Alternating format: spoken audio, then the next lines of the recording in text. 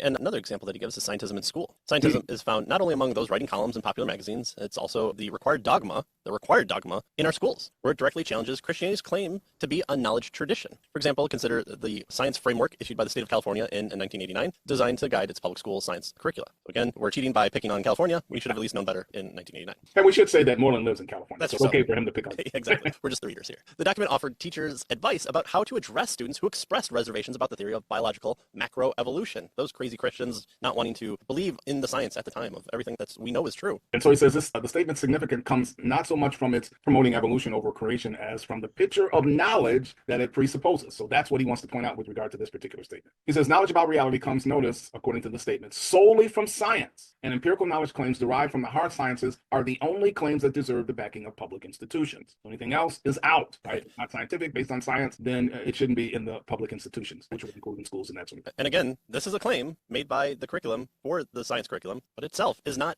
scientifically known. It's not knowledgeable through the scientific. It's not a claim of science. Yeah, right. It's really a philosophical position that they're taking, which is the point that he's going to eventually get at. So it says this kind of reasoning seems to imply that religious and philosophical claims are simply matters of private feeling, which by extension means ignoring claims at the core of ethics, political theory, and religion. They have to be out because they're not science, right, or scientific, right? He says framing religious beliefs as mere underground opinion, the state of California is requiring that all students abide by the dictates, not merely of science, but you guessed it, scientism. So again, this is an example of scientism, he tells us. Right. So is it any wonder that we've taken the political route of schools when they have this type of more in-your-face kind of political motivation or scientism that's occurring, where the philosophy is being undergirded by certain assumptions that are being brought into the conversation without your knowledge?